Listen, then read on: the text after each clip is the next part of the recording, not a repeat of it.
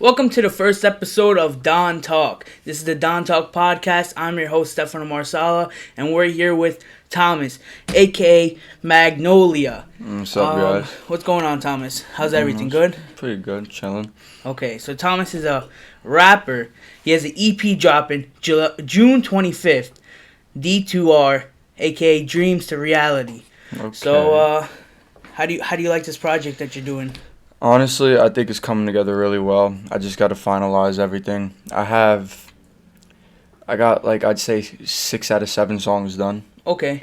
So Magnolia, that's your name. Yeah. Where did the name come from? So, honestly, my old name was Thomas $. That's like what a lot of people knew me for, and I did not like that. Okay. It got to a point I was tired of it, and I felt like it had no meaning whatsoever because originally I got that name from one of my friends, and it started off as just my name and then the S was a $, and then I was like, screw it, I'm gonna just spell it out completely.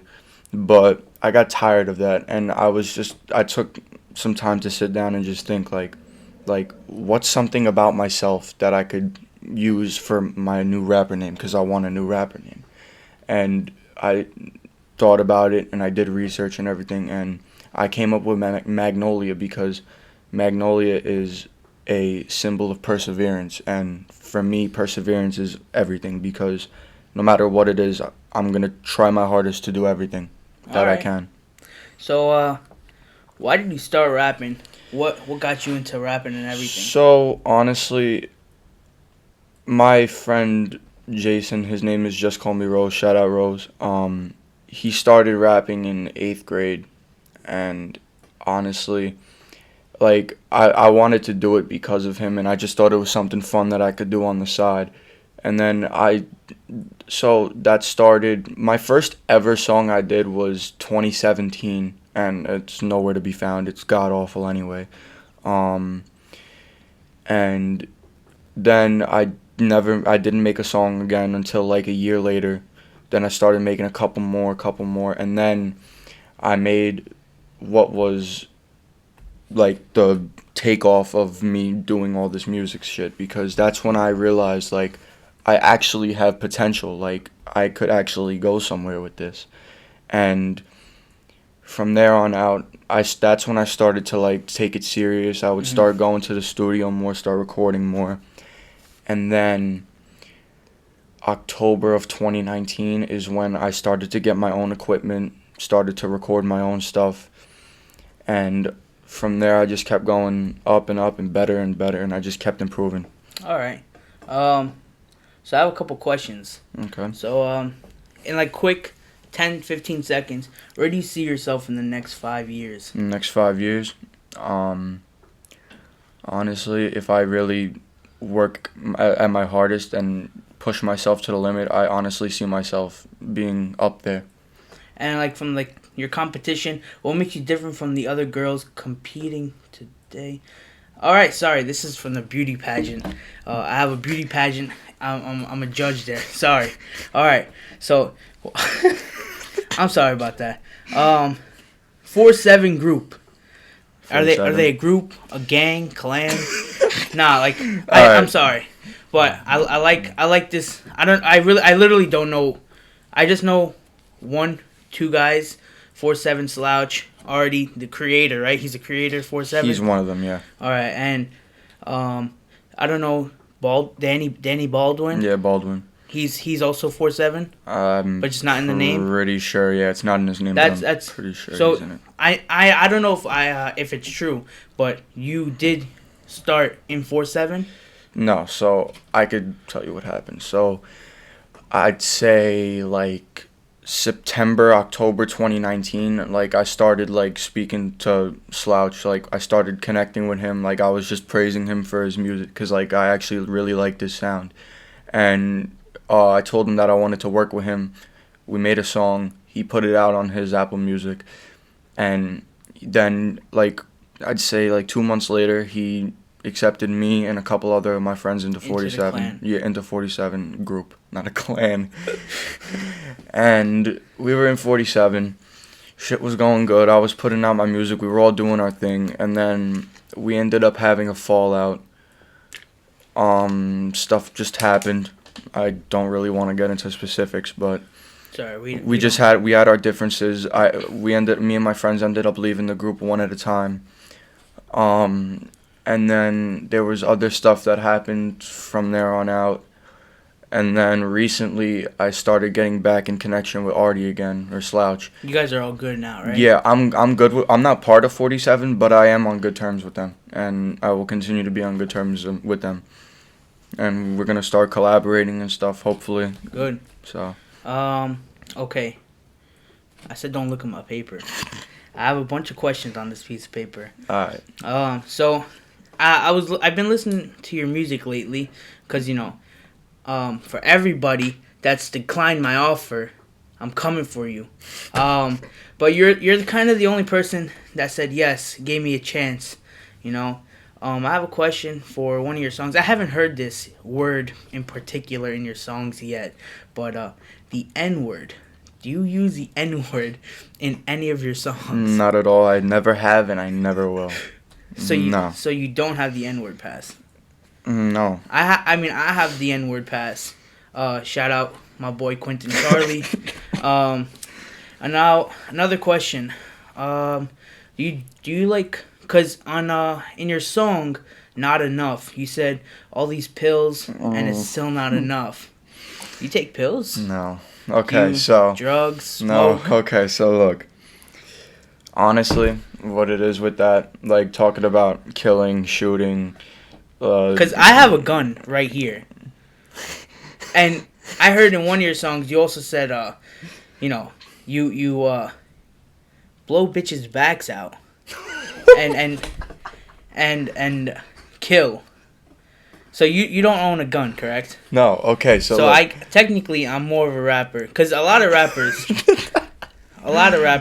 talk about killing. I know. So look, okay. let me explain what it is about that. So honestly, what it is with all that, with like the drugs, the smoking, the drinking, the pills, the killing, it's just a rhyme. The cars, the clothes, the jewelry, all that stuff, honestly, that's just become a norm in music today, like rapping today. And I know I shouldn't be a follower when it comes to that. I should be like leading like my own like stuff to talk clan. About. Why do you always say clan? But it's just like, it's become such a norm that it's like, the way I try to talk about that stuff, it's like, I try to talk about it the best, where it's like, I'll try to come up with like a clever way to bring it up in the song. Mm. Like, it's not like me going on a song like, oh yeah, I smoke, I drink, I kill people. Like, no. Like, I gang bang, I fuck bitches. But some of the stuff that I do speak about in my songs, like, is actually like legit. Okay. Not like not the drugs, the drinking, the killing. Yeah, because you're underage. Yeah. And I'm not gonna get into drugs. Like, yeah. Do not do drugs, please. Yeah. Fuck drugs. Virginity rocks, bitches. Fucking lost many people to drugs. Yeah. I'm not trying to fucking lose any more. So, you make your own beats and you produce and everything, like everything on yourself, or no? Do you have somebody? So I get all my beats off YouTube because exposed. Who doesn't, honestly? There are people that do have like their own producers, and I am working on that. I have gotten into like connections with a couple people, and at some point I am gonna be working with other producers that aren't even on YouTube. Like, I just know them personally, and they'll do beats for me. Well, I mean, obviously you can't. It's not like you grew up rapping. Well, did you grow up rapping and making music, or no? I mean, I grew up with music, but just not rapping. Yeah, obviously, at like 10 years old, you're not producing your own music. No. So like, you have to learn from something. You have to learn from someone. Yeah. I'm still learning how to do podcasts. And shout out Picky Boys podcast. Shout out Picky Boys. They helped. They gave me some like words of encouragement, some ways to start my own podcast. I was supposed to do one with them a while back and never did.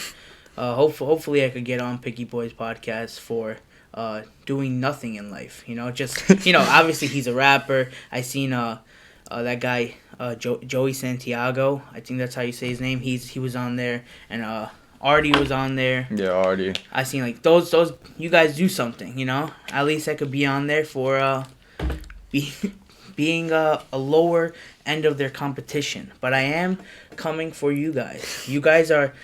I'm here right now, and you guys are like up here, and I'm slowly climbing my way up to get you guys. He's on the come up. I'm on the come up. So now, I know you guys. I know you said you have no relation. Well, not no relation, but nothing to like. You're not a part of that group 4-7. But how the frick do you do that 4-7? Like. Okay, so look, you throw the 4 up like that. 4. The 4 and then 7. So pretend you're doing. So it's not like an LA thing where like. No, so pretend you're putting up an L with your left, and then just put it upside down like that. There you go, 4-7. That's it. 4-7, baby. All right. Shout out 47. So your plans for future music? Who do you want to get involved? Because there's a lot of, we're part of Glendale, aka G Hood. Oh my God! Don't even get me started with that. And there's a lot of rappers, up and coming rappers. Ebrax, you know who Ebrax is? No. Brando the Vandal. He's. Oh my God! He started rapping. He's good. I like his music. It's like a mini Pop Smoke. Oh, he's like the white Pop Smoke. I know who that is. I didn't even know he started rapping. I listen to his music sometimes. He's making music like some like trap. Okay. Who else? You got all of 4-7, which is like a gang of like 30 boys. Nah, 30. Nah, I'm only kidding. Not 30, but they do make really good music. Yeah. They also make music. Then you have Baldwin. You have that's how you say his name, Baldwin. Yeah, right? Baldwin. Then there's other guy, Dr. Deck. Dr. Deck, yeah. Sorry if I don't know anybody else, but that's all I know in G. I got you. There's Slouch, Dr. Deck. He's part of 47, right? Who? Slouch. Of course, yeah. Yeah, he's Slouch, Dr. Deck. Okay, sorry for that little transition there. My camera guy behind the camera. I hate you. So you were saying there's Slouch, Dr. Deck, Baldwin. Slouch, Dr. Deck, Baldwin, 47 Jesse, 47 Jigga, OPAC. I feel like I'm missing someone. Akumi. Oh, Rose. Rose, no, he's not part of 47 no more.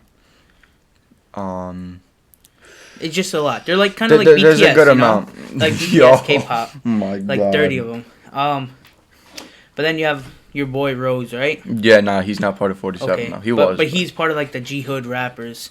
Yeah. Okay. The good G Hood rappers. I don't want to start any problems here. I'm not. But if anybody does try to come for me, I will shoot you on sight. Oh my God. So, what do you do when you're not making music? Like, what do you? When I'm not making music, honestly, what do you mean specifically? Like when I'm not recording? No, like when it's like what J. Cole says, his off season. Oh, okay. So, I don't know. I'm just usually playing basketball, just hanging out with my friends. That's pretty much it. Soon I am going to be going to the gym. I got to get a gym membership. Yeah. I'm supposed to get one like 2 weeks ago. Me too. It's been saying this since sophomore year. I've been saying this. I was actually supposed to get one before COVID started, and then COVID started. You know what? Yeah, I was actually going to the gym. I lost 15 pounds, and then COVID happened. And Andrew Cuomo, you fuck, you closed everything down, because we're all afraid of COVID. I'm not. But you know what? Now everything's starting to open up. Did COVID take like a really big toll on your mental health? Because I know for me it kind of did. Honestly, in the moment, so like when COVID first happened, it kind of like, it made me lose myself, who I thought I was actually. Lose yourself in the music. Like, I was staying up till 7, 8 in the morning every night, waking up at like 2, 3 in the afternoon every day, barely eating, just sitting in my basement all day doing nothing. Like, it fucked me up, I'm not gonna lie. But looking back at it, I've learned so much just from being by myself for that amount of time that, okay, time to go on D&D. It helped me grow a lot as a person. And honestly, I don't regret COVID happening just for that reason. Yes, it did ruin a lot of other things, but if it wasn't for COVID, I don't think I would be who I am today. So you don't regret COVID happening and over 5 million people dying? Nah, we're only joking here. I don't mean it like that. Yeah, no. But I do understand what you're saying. Like, for me personally, COVID really, like, made me a stronger person, because a lot of stuff happened during that 1 year, I guess you can say. Yeah. You know, for, like, me, I lost my mom, and that was, like, a really big toll on me mentally, and it made me a stronger person. But, you know, I feel I get what you're saying. I also said the same thing. You know, COVID really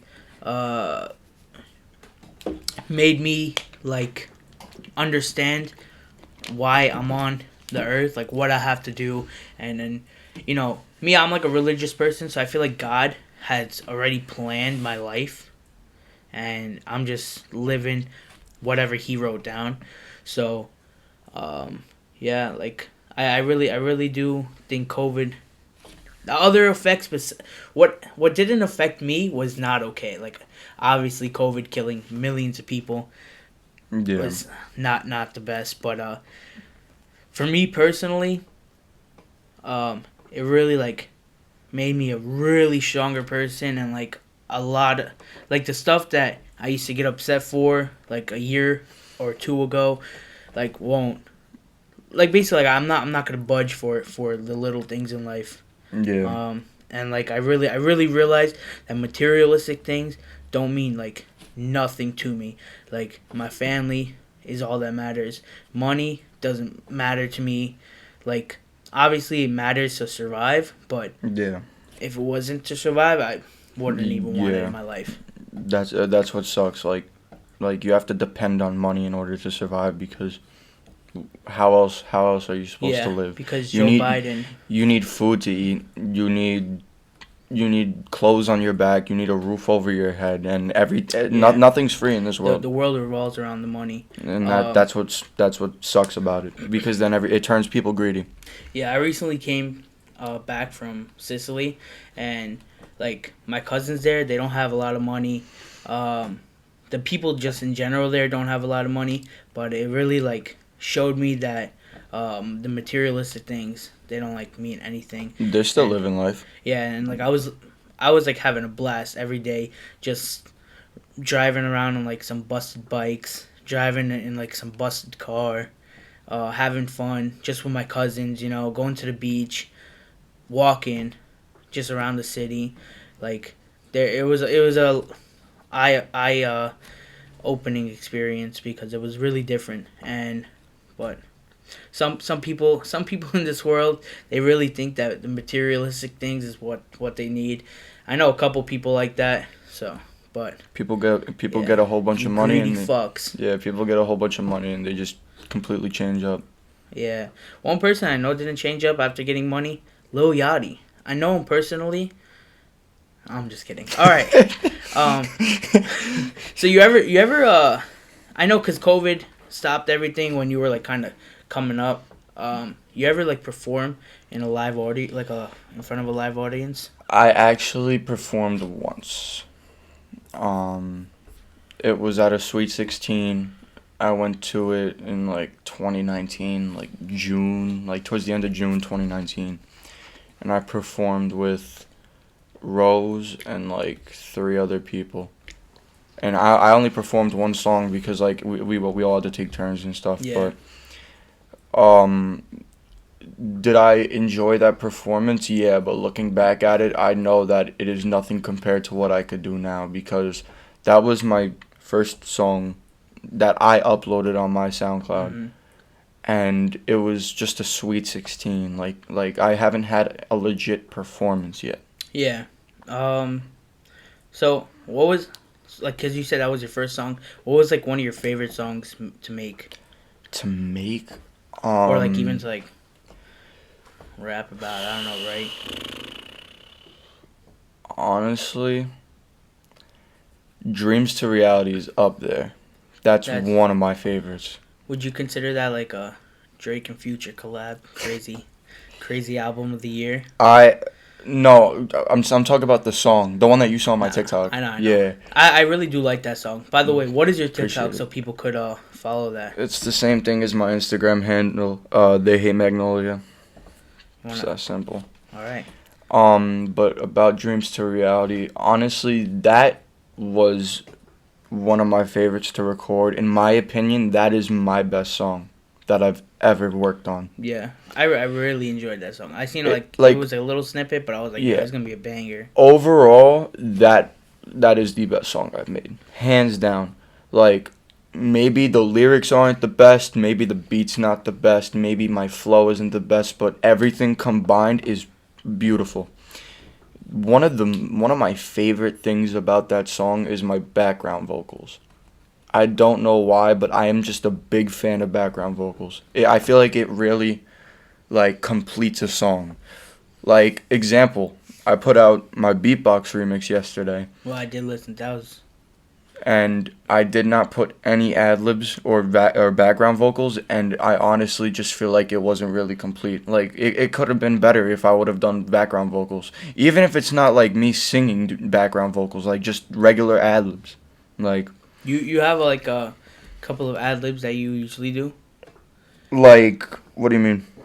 Like for me, like if I would make a song, I'd be like, bitch, hey. Oh. You know, like the Migos, you know? Oh, so like how they have like their own personal ad libs. Honestly, the only thing I could really think of is whenever I say yes sir. But besides that, you gotta get me on and one song, and I'll just be like, they hate Magnolia. My God. But so you don't have any ad libs?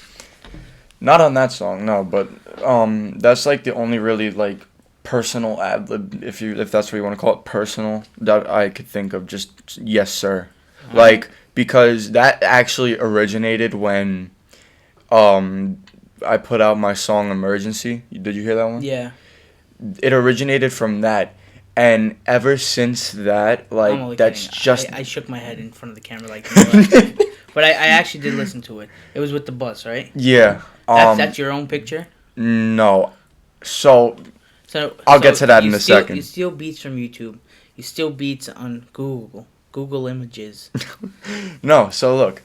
Not anymore. I only do that, like, once in a while. So you were a thief, basically. I'm not the only one. Ever since Emergency came out and like that whole yes sir thing, that's been like such like a, I don't know, that's something that a lot of people started to talk about, like at least like around me. And then I was actually working on Emergency Part 2, and I did it in the beginning again just because I knew how funny it was to everybody. And I'm not doing anything with that song. I fucking hate it. Okay. You said you're not the only one. You want to shout out to people that are stealers? No. And burglars? Nope. To the community? Nope. All right. Just a question. What's a song that you literally dying to sing or to perform, whatever you would want to consider it, in front of a live audience? A song that I'm dying to perform? I actually have like a good 3 that I can name. Not Enough. That Not Enough is the song that I'm dying to open up a performance with. I feel like that is like one of the best songs that I could open up a show with. Uh-huh. I don't know what about it. I just feel like that is the one that I would open a show up with. Another one would be Dreams to Reality. Like I know I keep talking about it, but that is hands down the best thing I've ever made so far. And honestly, I'd go with Big Step or 2. Okay. So, My 3 that I'm dying to perform: Big Step or 2, Dreams to Reality, and Not Enough. Those are my 3, hands down. So, those, like you said, Dreams to Reality, the album coming out June 25th. Don't forget to save it. Where is it going to be dropping? SoundCloud? SoundCloud, Apple Music, Spotify, just all platforms. Are you like signed to someone? Don't you need to be signed to someone to?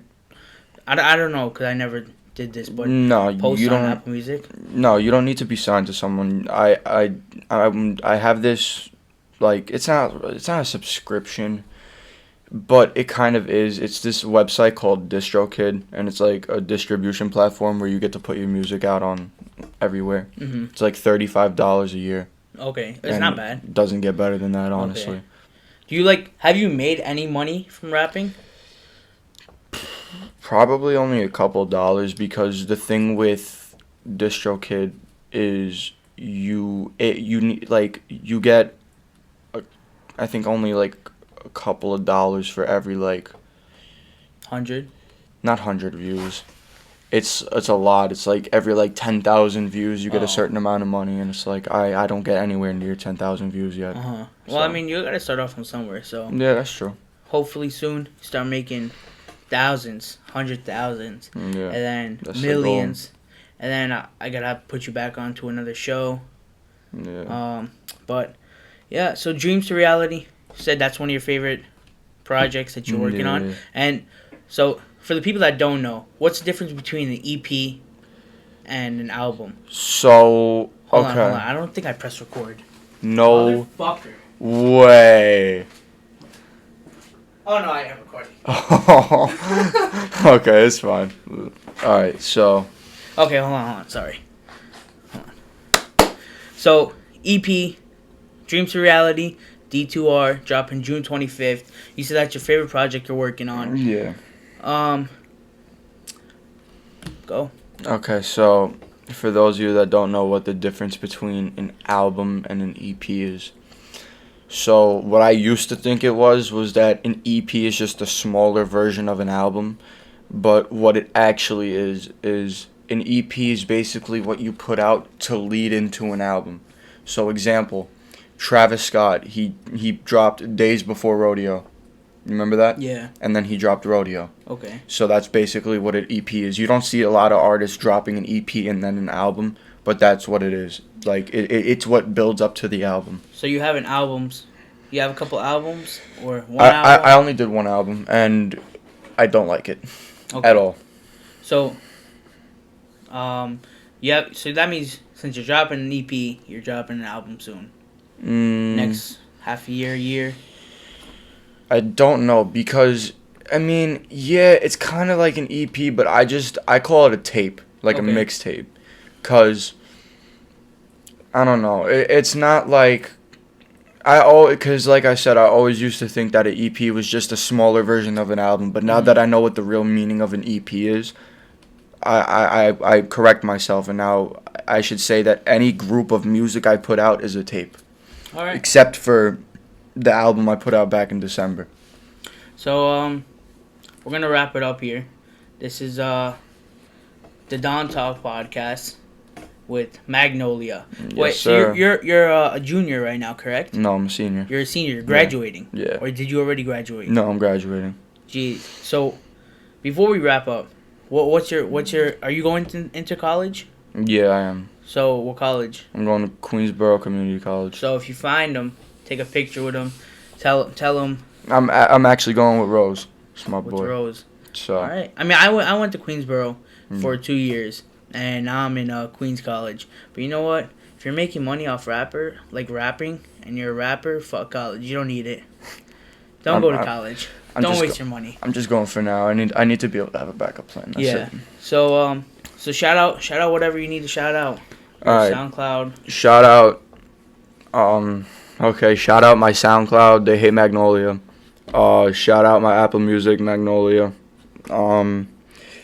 Shout out Just Call Me Rose. Shout out Rich Guala. Shout out Acado. Shout out XO Profit. Shout out everyone in 47. Shout out everybody. Fuck it. All right. So This has been first episode ever of DonTalk podcast with your host Stefano Marsala. This is Magnolia. Thank you so much, man. Thank you. I got killers, they robbing and looting. Get your BM shit, been trying to get with me. If you beef with my mans, it's a rest in peace. My old friends dying, saying no.